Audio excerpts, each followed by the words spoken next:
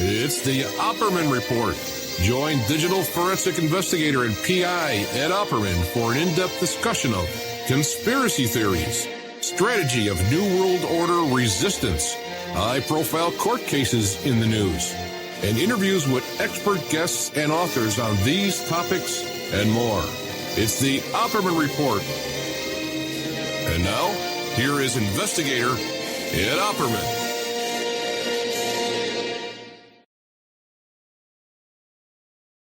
Okay, welcome to the Opperman Report. I am your host, Private Investigator Ed Opperman.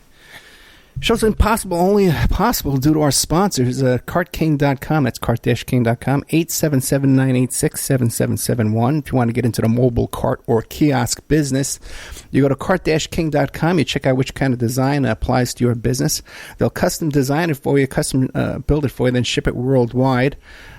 Pure Soap Flake Company, that's puresoapflake.com. Give them a call at 218-568-2525. 218-568-2525. puresoapflakes.com.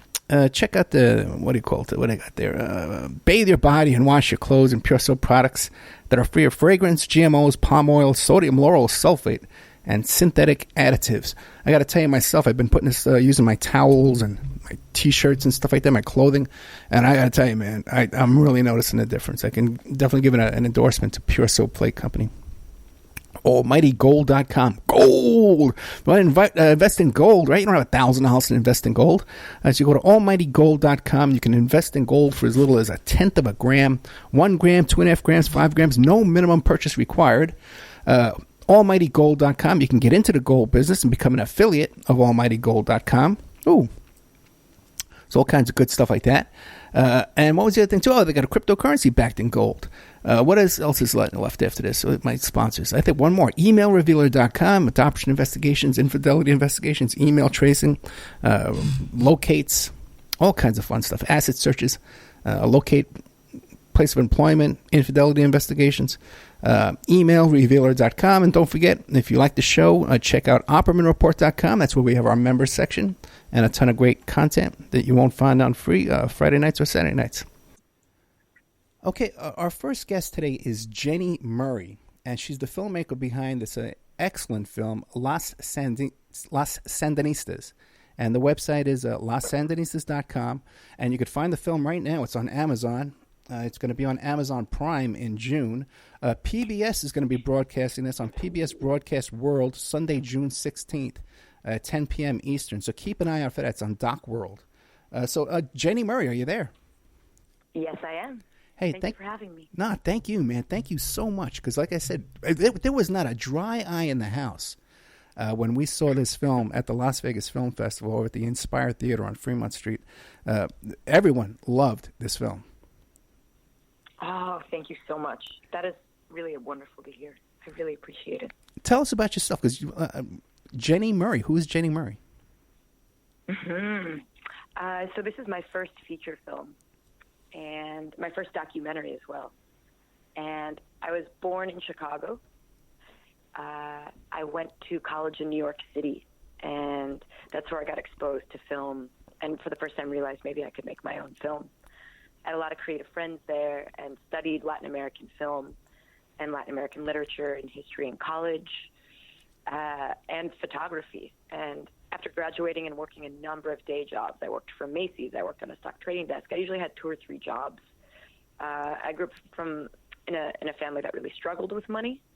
My parents were born into working class Irish families on the south side of Chicago and worked their whole lives so that we could kind of get an education. And my parents died very young.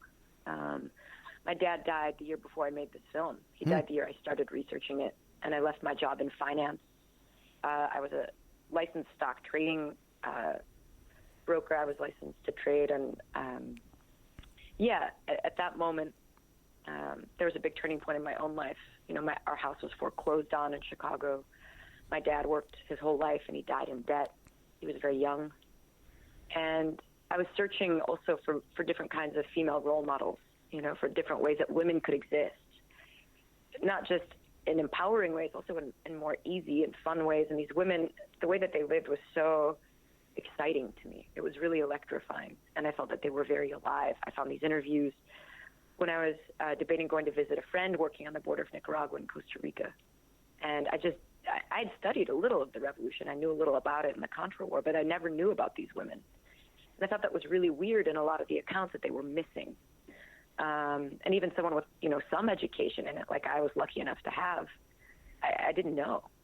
And since talking to more people, I think, since, growing with the project, even a lot of Solidarity people didn't know that women fought in the U.S., people that had really worked to support Nicaragua. Like you had told me you had in New York, a lot of people in the 80s. A woman called me crying who had done a lot of Solidarity work and said, I can't believe I didn't know. And that's how I felt. When I saw those stories, it was like a light went off.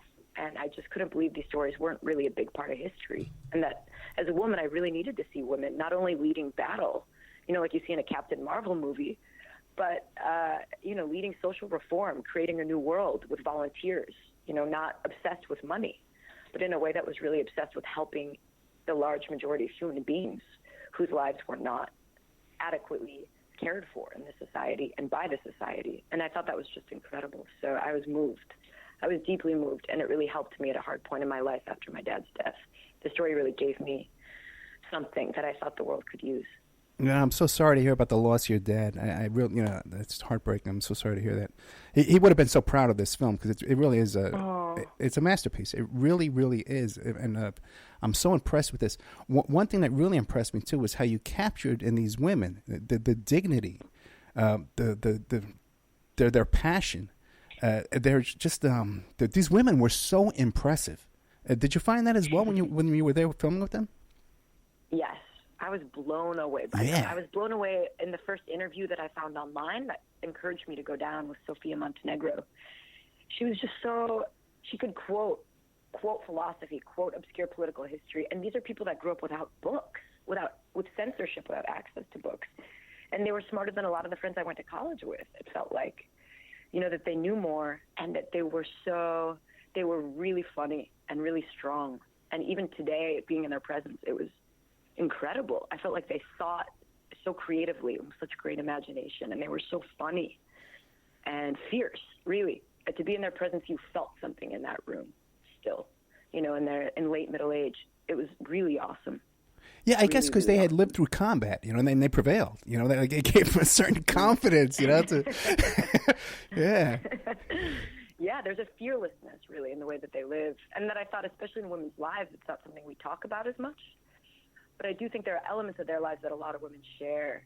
Certainly, I'm a white Irish girl from Chicago. There's no reason on paper I should make this film, but really, I looked up to them, and it was incredible. And meeting them was even crazier than I thought it would be. I mean, they were just more impressive and more, just incredible presences than I'd even imagined. Yeah, now, what made you get involved with Latin American film?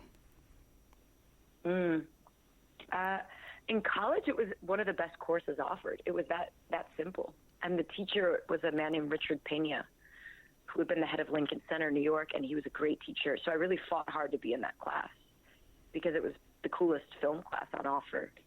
And I thought, when am I ever going to get to see these films again? Some of them you couldn't even access then. You're right. And and so it was a life-changing class for me. And I worked so hard at it, even though it wasn't my major. I was lucky to have a college where you didn't have to have a major. So that really changed my life. There was such a richness in the storytelling from the continent, I think, and from, a lot of the areas in and around Latin America. And it was unique. There was a kind of magic, or not to be too cliche, but there was something really, really vivid about those stories. And it got me fascinated. I started reading, Garcia Marquez, who also wrote about the National Palace. I found an interview with him and Dora Maria. So it all kind of intertwined. It was really, as I started doing that research about the film, I couldn't believe all the things that popped up that I'd studied in one way or another. Now, how did you come across, because there's a lot of archival footage in this film, but that's really quality footage to begin with. How'd you get all of that? That was a multi-year process. Some was easier to get than others. Some of the really beautiful film archives were other filmmakers from either the U.S. or Mexico or Costa Rica and Nicaragua that were there in the late 70s and early 80s with equipment, with these giant cameras filming. And So some of them, I stalked. I would just email over and over or call. And some were just really kind and really generous. There's a professor named Jonathan Buxbaum who wrote a great a book about film in the Sandinista movement called, it was about the history of the FSLN and cinema. And he was just the loveliest person, and had old newsreels that he shared with us and some of the older films that he made DVD rips of. And yeah, there were a number of Susan Meiselas, the incredible photographer and legendary filmmaker and artist. She was down there in the 70s and 80s. Her photos blew me away then, and they still do now. They're incredible works of art. And they were, the closest up, just vivid photos of revolutionary combat. So she was very generous with us, connected me to other filmmakers. She allowed me to use some of her prints in very, very generous ways. Other people were harder to access, I should say. And it took a long time to get some of the copies of things. It took a lot of work. We didn't have an archivist, I should say that too. We were self-funded, so we raised money from the internet to make this film. I mean, I used all my life savings and then internet, whatever we could get. So it wasn't like we had a budget initially. Eventually ITVS came on as a co-producer after we had a rough cut of the film. And then we had some budget. So then we were able to access CBS archives. We had an archival lawyer who helped us fair use as much as we could. And it was, a handmade, multi-year process to get most of this. And now that it's winning awards, you must feel this is a great success. I do. Yeah. I do. I think especially with where we came from and knowing that it was largely a one-person project for 5 years, it's an incredible honor that we're winning, awards, and that the film has this life. A woman pulled me aside. I was at an inner city school in Baltimore, and she said, this film has legs. And she really wanted me to know that. She's like, people will continue to watch it. And that meant so much to me, really making this film. Sometimes you didn't even know if anyone was ever going to see it, editing in my little living room. So it was amazing. This is amazing that it's being seen. And it's in Las Vegas. I mean, how incredible that people in Las Vegas get to see this film.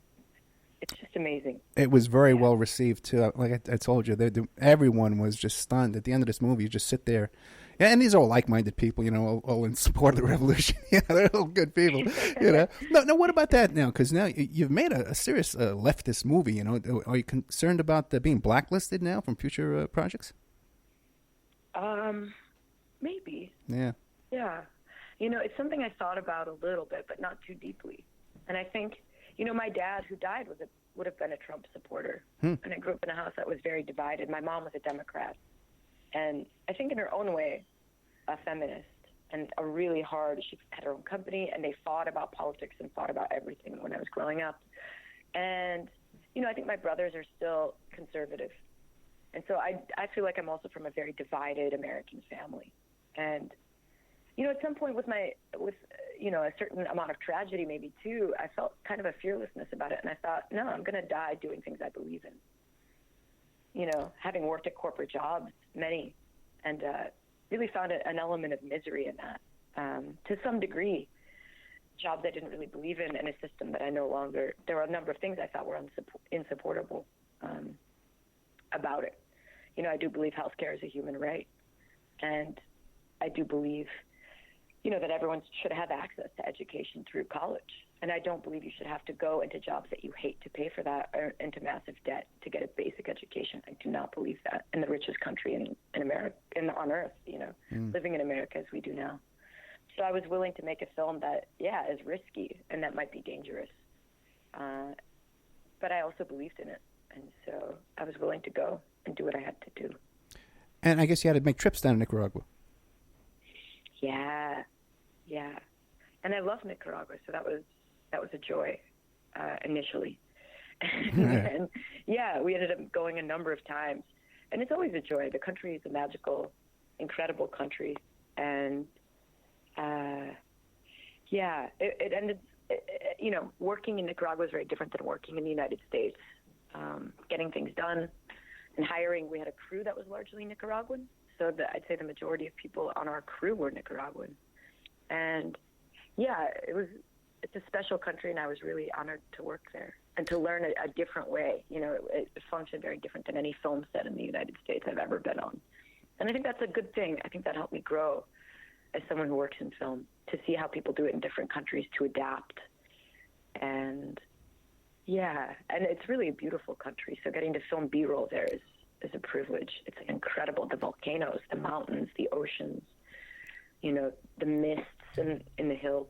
You know, it's just incredible dawns, incredible sunsets. Oh, yeah, that's so true. Yeah. People. Some of the cinematography of the mountains and the lush forest, the greenery and stuff like that is just incredible.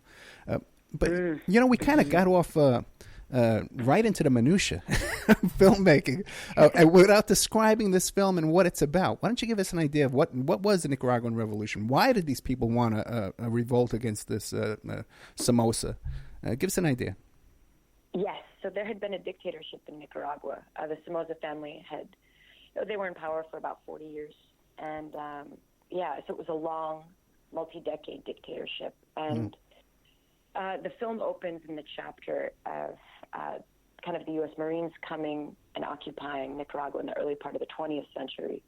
And then, the first Somoza kind of coming to power, and also having worked with the Marines and having been trained, by U.S. intervention in the country. And, having spoken English well, he was a clear favorite. And, eventually he overthrew the sitting president of Nicaragua and then assassinated Sandino. Sandino is this mythic figure. And we didn't have enough time in the course of one small feature to talk about Sandino, but obviously he was a figure of heroic resistance to U.S. intervention and imperialism and really defended the people. And so the Sandinistas were a lot of largely young people, leftists that really believed in a program of anti-poverty in a country that was very impoverished like Nicaragua. And they had an anti-imperialist stance. They were against U.S. intervention and really wanted to overthrow a dictatorship that at that point had become very violent, by the late 60s and early 70s. And very repressive towards its own population, including civilians, young women and children, especially the poor in the countryside that had the least defenses, and had a huge National Guard. So the Sandinistas began as a group of young people that were training underground with, homemade weapons and, a few kind of non-military grade weapons at the beginning, and small bands, small groups, in great danger. And a lot of them came out of the student movements of the late 60s and early 70s in Nicaragua. A lot of them were either in the Christian liberation theology movements. Some were very, very Catholic, which is really interesting, and it seems kind of contradictory to us, but many were really moved into battle by their faith. And that was very common in Latin America at that time. Even priests and nuns were on the front lines. It's incredible to think about. And a lot were just student activists that really believed that hospital workers and, teachers should have better wages. So Dora Maria, for example, one of the lead characters, was someone who supported the workers' strikes as a high schooler. She was a leader for a student movement. And when nonviolent protests, in the streets weren't doing anything, and when people started getting killed, a lot of these men and women, and especially young women in huge numbers, began to join. And they joined underground and began training. I think one of the pivotal moments was the earthquake, right? Yes, that was in 1972. It was a massive earthquake shook Managua and killed, estimates say 10,000 people, and some say more when you talk to Nicaraguans, which for a country with a population of around 3 million at that time is huge. It's a huge number of people. And they were killed, a lot of them instantaneously. Dora Maria said she was at a dance party and she saw the floor just shatter, and parts of the ground rise up and people just flung everywhere. And so that also in a country with as much poverty and as much disease as Nicaragua had, a lot of people were dying of diseases like diarrhea. Infant mortality was through the roof. People really had, I think the country was 50% illiterate. And so a lot of them were moved, I think, especially by what the earthquake did, which catapulted, these extremes of inequality to just intolerable levels, unsupportable levels for people that, like Dora Maria and Sofia and Joconda and Claudia, just really saw their families suffering already and the people of their country suffering in a way that just became, just insupportable. And so a lot of them joined at that moment. And some also joined. There was a socialist party. There was a communist party. A Maoist party. I mean, to think about that in that small of a country, they had so many parties on the left. You know, the FSLN wasn't even the only or the most popular during different times in the 60s, you know. So a lot of them eventually joined the FSLN because it seemed like the most likely party to topple the dictatorship. And I guess that the turning point of the revolution was, like you said before, the National Palace, the hostage situation over there. Yes. Yeah, the National Palace was incredible, especially for women. You know, since the film is through the eyes of women and women's incredible participation and leadership of not only battle in the revolution, but social reform. The National Palace was when Dora Maria, you know, as a 22-year-old girl, essentially, or at that point she might have even been 21, it was 1978, and she was appointed Commander 2 of this huge operation to hold Somoza's Congress hostage, you know, right in the middle of the afternoon. And so she and a commando of, you know, a handful of young people, led by Aden Pastora, who also was a hero of the revolution and later a Contra, but she was appointed number 1, and Dora was Commander 0, he was called, and Dora was Commander 2. And they had planned for, I think, years. It then said they had been pitching the idea of the palace for years. That's how much planning went into these things.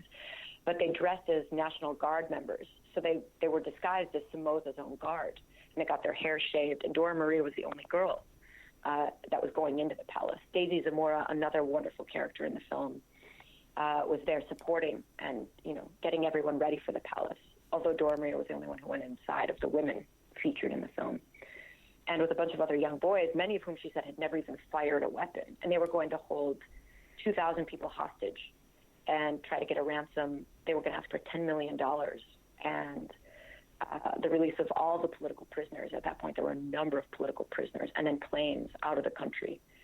And the palace was just, I mean, it's incredible. And the palace itself is like an action movie. I mean, yeah, so all these people were taken hostage, and they did a great job. It's the thing. Like, they went in, and they thought they were National Guard members, and Dora Maria led a squad inside, and they watched the front door. And shooting began as soon as they realized that they weren't. You know, obviously they had to find the high-value targets inside, relatives of Somoza, you know, very wealthy members, you know, that obviously if they held them hostage, they knew they had a bargaining power. So they went in and secured the doors, let pregnant women and children out. They let the Red Cross in. You know, a lot of people were making coffee, I've heard, in some of the accounts that I've read. So it was an interesting atmosphere inside, but Somoza basically didn't take them seriously and more or less dismissed their demands.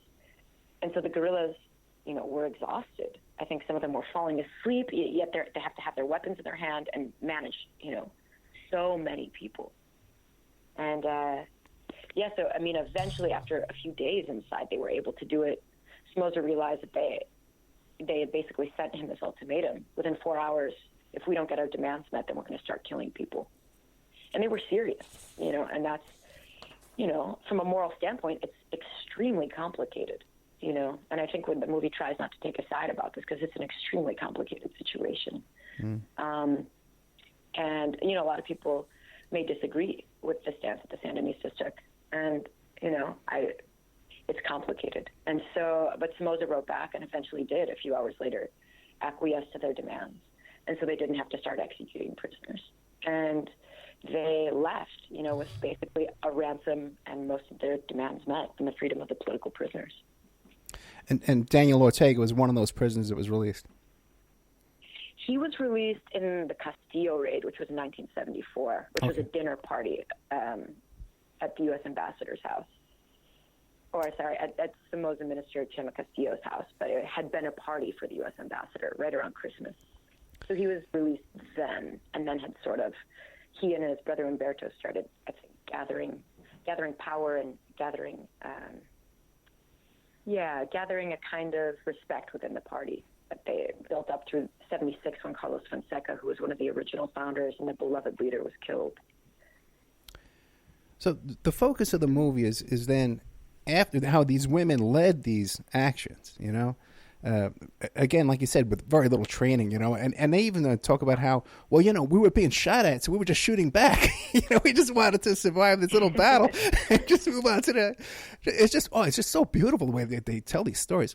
But then when the revolution was successful, all these women were kind of shunned aside and just kind of, okay, go make the coffee, right? Isn't that what happened? Yeah. Yeah. And that's the thing. So a lot of them were real heroes on the battlefield. Oh, yeah. It was incredible. And, some of them even had children. And there's a picture of Monica Boltodano, who took the city of Granada, who's a famous commander, fully pregnant, leading a battalion, saluting. And, yeah, so these women really masterminded. Dora Maria masterminded the first city that fell, Leon, that turned the entire war around. And, again, as a very young person, it's like a college-aged kid, by our standards, and led hundreds of people to take that city. And that was the turning point, again, of the war, after many of her closest friends had just been killed, by the way, which is another incredible thing. The Guard had ambushed the other leadership of Leon, so she was left essentially alone in charge of a whole front of the army. And came up with a strategy where she, took over the airport, blew up the roads, really just this really brilliant strategy.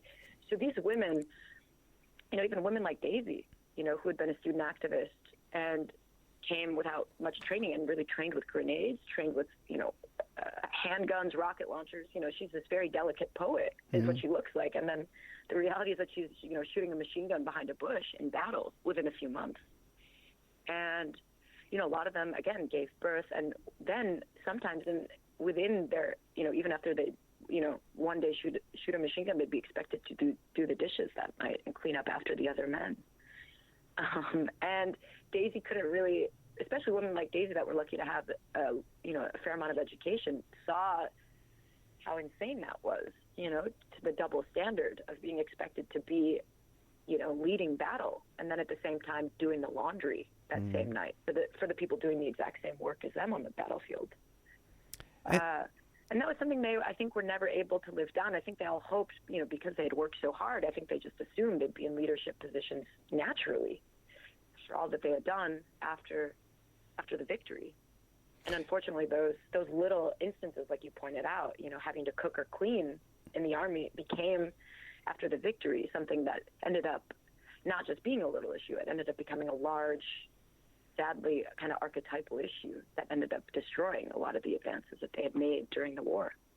Yeah, they even talk about how if you had a relationship with one of the men who was a leader, that you would have more power, and more influence, and be taken more seriously. Yes, and Dora Maria says, she sums that up, and Daisy describes it really beautifully. Dora Maria says, sadly, a lot of women's role, even in the war itself, and then later, in the revolutionary government, mimicked women's role in Nicaraguan society. And so Daisy explains, in that sense, if you were related to a powerful male figure, then you could essentially be protected. That could function as a safety net. And so a lot of these really talented, independent women, that were otherwise maybe in really dangerous situations or maybe being approached in certain ways by other leaders, if they were attached to one of the comandantes, then they were safe. And Daisy said that always repulsed her, that she thought we were trying to change this whole world, including these backwards standards, for having to be, as a woman, protected or attached to some man in order to be safe or to be seen as powerful. And yeah, so some of the women were just really, really, I think, saddened and disgusted by that reality. But a lot of the men would kind of try to take advantage of it, from the anecdotes that I heard from these women. And yeah, I think that is something a lot of them fought to change, but it wasn't easy. And I should say too, there were nice men like Carlos Nunez, I think his name was, and a number of the comandantes that people said were, actually very forward-thinking. Some of them were with some of the women that were very forward-thinking, and some of them were really nice. I don't think their intentions were necessarily bad, but I think the society had this standard, and unfortunately the revolution wasn't able to overturn, every single man and every single standard, even though the women worked really hard to do it. Just a fascinating perspective of the film to choose that this feminist perspective of this Revolutionary War, and then we'll get into when we come back from the commercial break on how things turned out till today. That these women are still fighting for their rights and for their equal rights. We'll be right back with more of Jenny Murray. We're talking about her excellent film called Las Sandinistas. The website is lassandinistas.com. You can check this out. It's going to be on PBS, Sunday, June 16th, 10 p.m. Eastern, WGBH, on Doc World. You can find it on Amazon right now, but it's going to be on Amazon Prime in June. At the end of this, when I'm finished with Jenny, I'll read to you the whole. There's a whole bunch of screenings all over in Baltimore, where our friend John Potash is, in England. I've got a lot of listeners in England, so I'll try and read a lot of that to you there. And also, too, I want to talk about how people can support this film, too, and get it out there. So we'll be right back with more of Jenny Murray after these messages.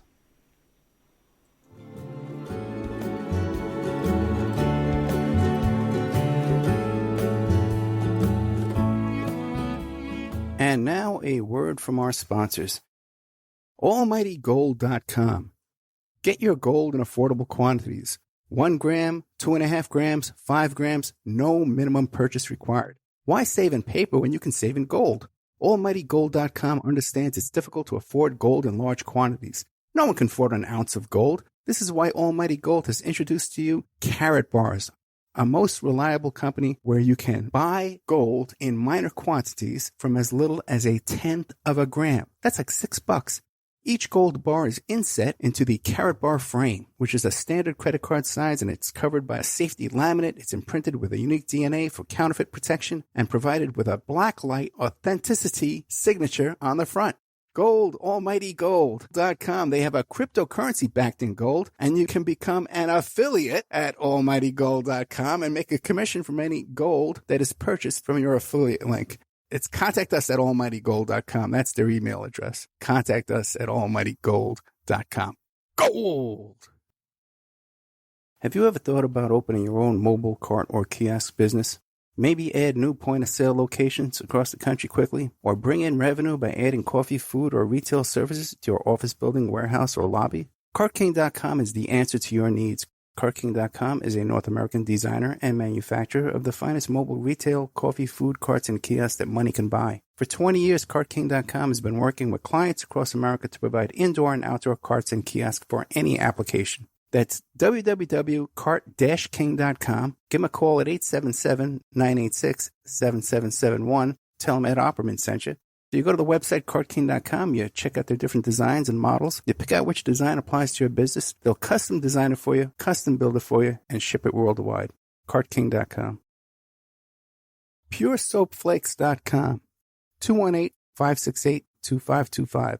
Have you ever heard of Castile Soap? Pure Soap Flake Company handcrafts fine soap bars, laundry powder, and concentrated soap flakes using organic vegetable oils from their northern Minnesota facility. Bathe your body and wash your clothes with pure soap products that are free of fragrance, GMOs, palm oil, sodium lauryl sulfate, and synthetic additives. Keep it clean, folks. Pure Soap Flake Company products are kind to living creatures and sensitive skin, safe for drains and waterways, and work great in high-efficiency washers and top and front-loading machines. Order today at puresoapflakes.com, greenhome.com, amazon.com, or give them a call, 218-568-2525, 218-568-2525. Pure Soap Flake Company is a proud member of the Handcrafted Soap and Cosmetic Guild. It's the Opperman Report. And now, here is investigator Ed Opperman. Okay, welcome back to the Opperman Report. I'm your host, private investigator Ed Opperman. We're here today with filmmaker, director, producer, writer Jenny Murray, who has made this incredible film, Las Sandinistas. It's lassandinistas.com, and you can check it out. It's going to be on PBS. Just keep an eye out for that. Sunday, June 16th. It's on Amazon right now, but it's going to be on Amazon Prime in June. So, Jenny, after the overthrow of Somoza, we get Ortega. And your film touches on the leadership of Ortega. How would you describe it? Well, so it was a very complex process, building this government with a bunch of really young people. You know, a lot of these revolutionaries were between 20 and 30 years old. And they took over their entire country, really. So it was in the hands of these very young, idealistic people.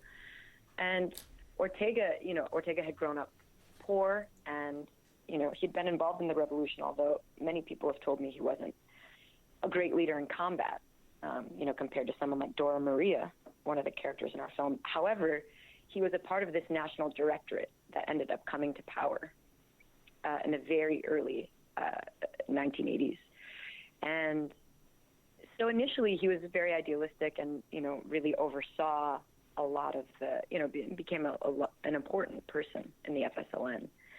And he really steered, a number of reforms, some of which I think were really successful, but also a lot of the women led the very successful reforms, I should say. Like the Ministry of Health was led by Leah Guido, which brought inoculations to, millions of people, and healthcare and preventative strategies, with volunteers that went to villages and taught people how to cover their water and how to prevent, food from going bad, and really just helped people in very basic ways. Daisy led the Ministry of Culture, which really brought poetry and dance and literacy projects, teaching people who had just learned to read, with volunteers throughout the country how to write poems. It was an incredible, magical time. And Ortega, is a complicated figure, because obviously he did a lot of good things for the country, and, was a beloved figure in these early years especially, and really, at the same time, I think under Ortega's leadership, the country had a very complicated relationship with the United States, a very incendiary, reactive relationship. And they really said things that really upset the United States under Ronald Reagan, who had come into power in the United States right around the same time. And Reagan was obviously very anti-Sandinista and very anti-leftist and what they called communist governments anywhere in Latin America. So the U.S. had a number of programs, and in part because of Ortega's stance in foreign policy, the U.S. reacted in very strong ways. So Ortega, they quickly became a country that was under attack and very afraid for their existence as a new revolutionary government. The U.S. accused them of funneling weapons to El Salvador to encourage another revolution. It was the Cold War in the world. It's a really paranoid time. And the U.S. was extremely afraid of having communists, what they called communists, to the south, and having that spread throughout a region that historically had been under U.S. influence and power, with a number of different dictators. And the idea that revolution could spread was terrifying. And certainly the Ortega government, or the government, essentially of which Ortega was one of the main leaders, seemed to be a huge threat to the United States at that point. So, it became a really, really complicated time. And certainly the stance was one of extreme aggression and defense against the United States. And it seemed also, Ronald Reagan wasn't really willing to sit down and negotiate at a table with them, but, referred to them as Looney Tune characters. He really saw them and portrayed them in the media to be vile monsters, almost subhuman. And so, in the U.S. media, this became a huge scandal and controversy as Reagan was trying to drum up support to unseat the Ortega government and the Sandinistas to really destroy the revolution. And did it appear that the Contras, the U.S.-backed CIA Contras, were more efficient and more organized and a more opposition than the original Somoza forces? What's interesting is a lot of the Contra forces, which were supported by the United States, a lot of the main leaders, certainly initially, were ex-Somoza National Guardsmen. Right. So you essentially had a fighting force that was largely, a pro-Somoza fighting force. Some of the leaders had been in exile in Miami, some had flown to Washington, and, the United States was trying to support a very anti-revolutionary, anti-Sandinista fighting force to really take the country back into the hands of someone that was more like Somoza, that was willing to sit down and negotiate and do what the U.S. wanted, essentially. And Somoza had gone to West Point, so you have these National Guardsmen that had been kind of brought up in a very U.S. militarized way. And they were organizing on the borders, in Honduras. They had a number of camps, and it became a very, very dangerous and devastating situation very quickly. And there was the additional incentive that they were bringing cocaine up as well. Yeah, there were a lot of really horrifying and incredibly unbelievable accounts of drug smuggling, of the CIA getting their hands on a ton of dirty operations in order to fund the Contras illegally when it had become prohibited, by U.S. laws. Weapons for hostages in Iran. There were so many kind of crazy scenarios that the U.S. covertly got involved in order to fund this fighting force. That was essentially a secret covert operation. There was a CIA manual about killing Sandinistas, that was distributed. And, they recruited mercenaries from other countries to come and fight. And it became this huge covert operation. Yeah, drugs, you name it. It was just a really wild, and Eden Pastora, again, one of the leaders of the National Palace, a former Sandinista, had become a Contra leader in the South, in Costa Rica.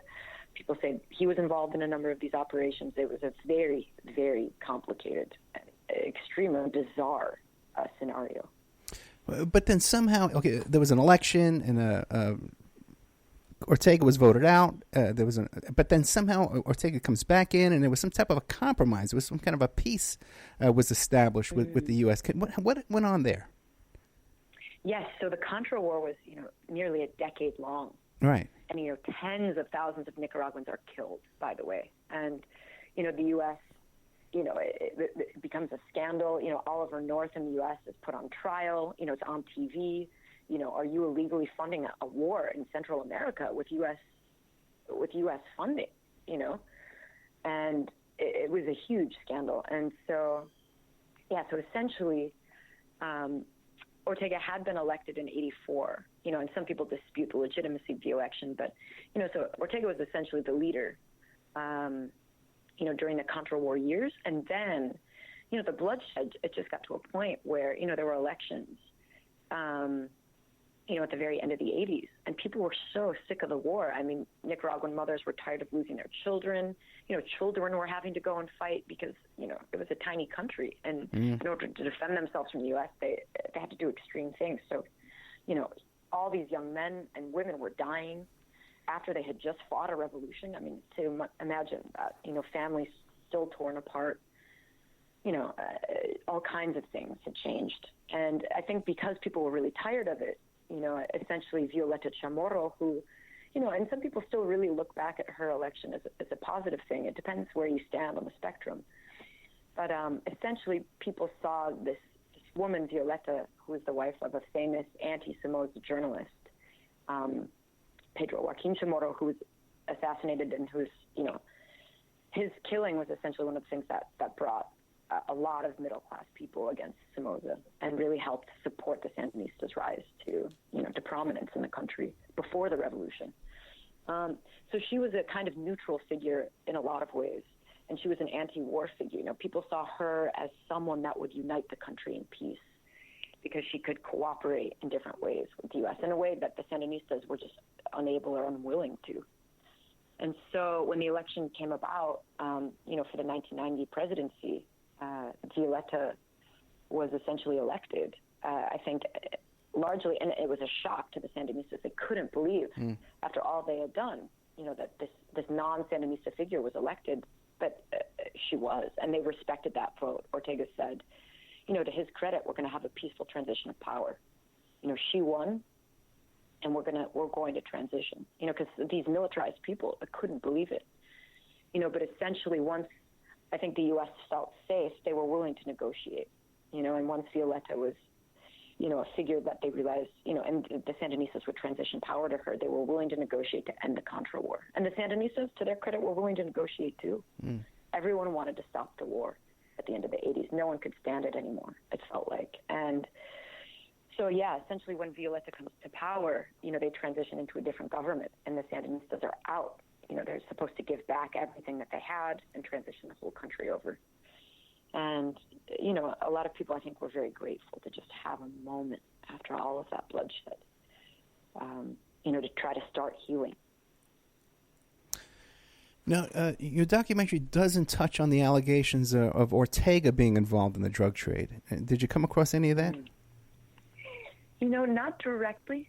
And, I felt also that, if it was a longer film or a longer series, we could have gotten into that more, because it is fascinating. But it felt like with the scope of one feature that I really wanted to focus on women's lives in the revolution. And yeah, so I didn't really include too much of that. And Ortega himself, I don't know enough about to really comment. But I can say that a lot of people, there was talk in my research, it says there were a lot of people involved. So. Well, it seems like everybody is everywhere you go. Like all the people, the guys who got the seat there. That's one of the things they did. Now, but there was an allegation that I had never heard before of a rape, an Ortega rape. Can you tell us about that? Yes. So Ortega's stepdaughter, Zoila America Navarez, who was his wife Rosario Murillo's daughter before they were married. So he sort of adopted her. And, there was this scandal in the 90s that really came, to the public in Nicaragua, that she made allegations that he had raped her and abused her for many, many years. And it was really serious. I mean, she wrote this 20-page report about it, which I've read, which is really graphic and really upsetting. And, essentially she asked for a trial for this to really be recognized and dealt with. And it was a huge scandal on some level. And essentially what happened was both Ortega and his wife Rosario, Zoila America's daughter, said it was a lie and that Zoila America was lying and that she was a traitor to the revolution. And essentially she's since been exiled and she now lives in Costa Rica from her own country with her kids. There's an excellent documentary about it, a short documentary by Leonor Zuniga, who worked on our film as well, where she's with Zoila America now. It just premiered at Hot Docs. It's a great short documentary about Zoila America, but with her talking about what Ortega did to her, and then kind of witnessing what's happened to the country since she made those allegations in the 90s. And, Ortega essentially said he had immunity, that under the law he was protected. He didn't even have to respond or deal with it. And so essentially what they did was just kick her out of the country. And no one ever dealt with the fact that she brought these incredibly serious allegations of rape and sexual abuse against him. Well, it seems like these women that you feature in the film, these heroines of the revolution, they all seem to endorse her accusations. Yeah, a number of the women I spoke to and a number of people that had worked inside the government did corroborate a number of the things that she said to me personally. So, and a number of other journalists I've spoken to who interviewed Ortega about it and interviewed a number of other people, it seems quite credible. And obviously I'm not a lawyer representing her, so I'm not able to speculate further. But I certainly believe that if someone brings credible accusations of abuse, that should be dealt with. And to throw somebody out, especially when you're the leader of this progressive revolution and you're credibly accused of abuse and rape by your own stepdaughter, and then to just say that essentially you have immunity and to hide and call them a liar, I think this is absolutely unbelievable and a terrible thing to do and sets a terrible example. So certainly Sophia said, if you have a president of a country accused of rape, right? What example does that set for the other men in the party? What does that say about the revolution itself when the leader of the revolution is accused of this extent of abuse? And a number of other women I talked to had similar things to say about Ortega. So I don't even think it was limited to his stepdaughter, from what I've heard, from the credible accusations of other women. And so that's where it gets very, very terrifying, that the extent of the abuse and the extent of permission, essentially, and impunity. Sophia called it a culture of impunity, where men can rape and kill. And if they're a member of the party, they're protected, essentially. They don't have to worry about it. Yeah, power corrupts. Power corrupts on all sides. Now, these women, these heroines that you have in your film, now they seem to portray the Ortega government now as cronyism, and it has all these people in there, and they're all profiting. And they're speaking out against that. And these women are speaking. Now, by the way, too, and it also points out in the film, too, that these women are even honored in the local museums and the local history of their work in the revolution. Yeah. Yeah. So it's a very complicated situation in the sense that, so a lot of them actually, in the history, a lot of them are being erased as we speak. And, so to have it come to that extent, where a lot of these women who literally led some of the battles, the turning points, are essentially invisible. including to the people that they helped lead and fight with.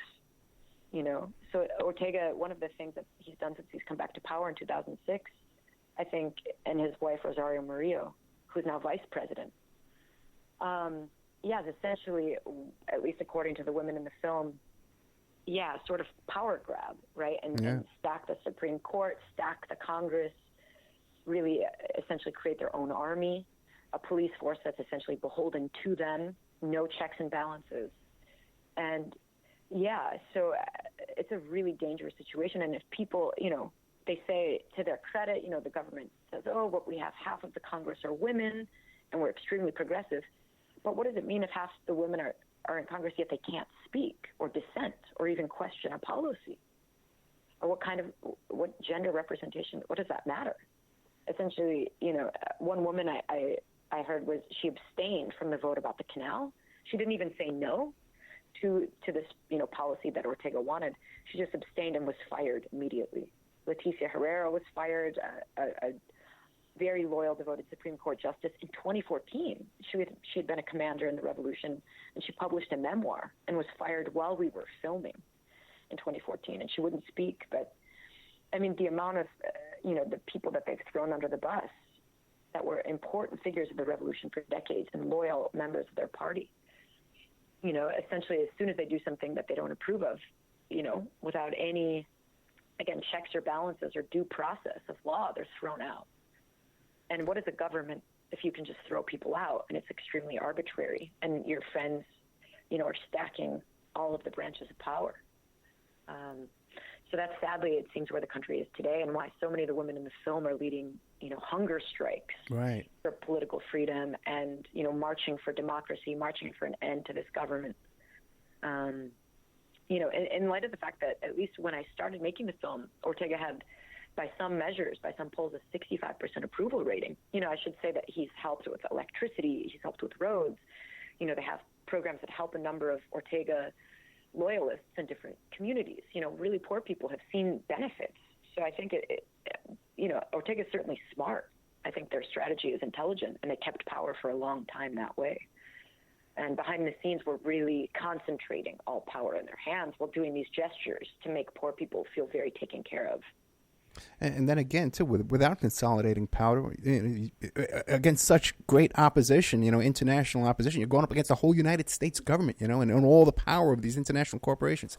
It's you have to, in some ways, you have to consolidate power, otherwise you'd be dead in the street. But now, what about you? When you're down there reporting on this kind of stuff here, did you feel any fear going up against the government? Initially, we were concerned about that, and then luckily in 2014, these women, were able to talk, and so when we were filming, up until 2017, it felt very peaceful for the most part. There were protests, but, people weren't being killed in the streets. We did go film protests, and I was concerned, that we could get pulled into jail or the police would stop us or follow us, and some of our lead subjects were like, you should have to be extremely careful, but we asked all the opposition leaders. We asked Ortega, we asked Rosario for interviews. We asked women in Congress that were loyal to the party for interviews. We asked Aminta Granera, the former head of police, for an interview. So we were very vocal about what we were doing. And luckily, I didn't ever feel in great danger at that time. I think if we tried to film now or, after the April 2018 explosion that happened in the country when Ortega had tried to change the pensions, and then people were getting killed in the streets just for protesting. I think if we went now, it would have been a disaster. I think we probably would have been thrown out of the country. Certainly many journalists have been since. There's a journalist killed. And with these women, the women in our film, are living underground again. Dora Maria is on the terrorist list. She's living in clandestinity. Her house was raided. Sophia's, again, living in clandestinity, under house arrest. Sophia and Monica, I should say, just over a month ago, were pulled into jail, again, just for meeting on the street. The first time I think Sophia had left her house in months. They were pulled into jail just for meeting on the street to protest. So this is the kind of environment that's there now. And these women are scared for their lives, as they should be, and are taking extreme measures to even stay alive. Jenny Murray, you're doing great work. You really are, and I can't thank you enough. You have an open invitation to come back here anytime you're promoting anything you want to do. Okay, for the rest of your life. Thank you so much. Okay. Thank you so much. It's been a pleasure to talk, and thank you so much for your support and for the wonderful interview. But I just wanted to ask you though, how can people support your work, and how can people support this film? Thank you so much. I take notes. I take notes. It's a great question. People can go on IMDb and give the film a good rating if they support it and like it. That helps us a lot. And people can share on social media and really try to screen it in their communities. We organize screenings through our distributor, Kino Lorber. We're trying to screen at every school and in every community that we can. So you can reach out to us through our website to help plan it, and reach out through Estelle Grosso at Kino Lorber. And we'd love to keep showing the film and spreading the message. You can also support these women as they struggle online. Dora Maria and Sophia are very active on Facebook and Twitter. You can follow the hashtag SOS Nicaragua and Azul y Blanco. And you can find these movements online and support them when people are pulled into prison. You can help spread that word to free them, which we did when Sophia and Monica were pulled into prison. And it helps. So spreading the word is a huge, huge help in supporting an IMDb. Thank you so much. No, thank you so much. And like I said, anytime you want to come back, anything you want to promote, just let me know. Thank you so much. I'd love to. Thank you. Okay, then we had Jenny Murray, and once again, this film is called Las Sandinistas. Okay, the website is called lassandinistas.com. You got to check this out. This is her first feature film. This is great work. There's a little trailer on there. You could find this film right now. It's on Amazon. It'll be on Amazon Prime coming up June 16th. I guess that's about it, right? 10 p.m. Eastern time on PBS broadcast, the Sunday, June 16th, and on PBS, okay? But we just saw it out here at the Las Vegas Film Festival, and I got to tell you something, man. It's just a riveting film, and everybody you were crying at some point, but everybody in the audience was just moved by this film. It was excellent, excellent work. I can't, and it's the kind of thing, too, you can watch 2 or 3 times because there's just so much information and history involved in the film as well, too. So Jenny Murray, man, keep an eye out for her, okay? Everyone else says, man, Opperman Report, we get them first, man. Okay? Check out Knock Down the House, man, and you'll see Amy Villella on there. She was on this show here years ago before she was ever in Rolling Stone or anyone thought about running for office. And now she's in one of the biggest films, and Knock Down the House. And by the way, too, you watch that film, too, you'll see Vic's training, the scene where she's in the debate. Vic trained her for that debate, and the scene where we're talking about the opposition funding, stuff like that. Vic found all that information. This is, these are all our folks, man. But this film is Las Sandinistas, lassandinistas.com. Jenny Murray, excellent filmmaker. Keep an eye out for her. If you enjoyed today's show, check out oppermanreport.com. That's where we have our member section. And we need your support, too. We're going through some difficult times here. We just had a huge college fund stolen from us. And we're fighting, right now, even before I did this interview and after I do this interview, we're running down a family court. I'm trying to file an appeal just to delay this stuff going on my credit report so we can go out and borrow this college money for Victoria. We're going to be putting out a GoFundMe for her, specific just for her college funding. The kid's got a great future ahead of her. We can get her in there. But the way you support this show, keep it on the air, is our members section where we have excellent content. I just uploaded a new interview with the Montgomery Blair Sibley, and I uploaded the DC Madam, phone logs I have on there too. From Montgomery Blair Sibley. Excellent interview we did with him. And it brings up this guy, what's that guy, Lockman, Bachman, the guy was coming up with all that stuff about Seth Rich. We had great stuff came out in that interview. It's in the member section. And then we have 3 hours on JonBenet Ramsey in the member section, just went up, and we have another 2 hours on Leaving Neverland with Mike Parziale. So we just uploaded a ton of content to the member section, guys, and I need your support. Okay, $6. You get 1 month. You get access to over 220 shows. I'm uploading a huge Jeffrey Epstein document dump that's going up, huge stack. We don't even know how to get it all up there. There's so much content in that. You guys are into that stuff. We're going to be drooling when you get this stuff. I got it from this wonderful woman who sent it to me years ago. And I lost track of it, and I just found her recently. She resent it to me. I've been looking for this woman for a long time because she sent me a treasure trove of information. Then what else is going on, too? We're going to have, for Knock Down the House, I'm doing a whole bunch of series of shows about Knock Down the House this week. We're going to have Keenan Korth on the show. We're going to have Amy Villela back on the show. I have Corey Bush coming on the show. Also, too, what was the other thing I was going to tell you? Oh, we have the question and answer segments after the film festival for Knock Down the House. So keep us in mind here. Your donations we support. We always enjoy your donations. OppermanReport.com. Our member section is OppermanReport.com. But also, too, if you want a discount, you email me directly at OppermanReport@gmail.com. And I'll give you 13 months for $65. LasSandinistas.com. Check it out, man. Excellent film.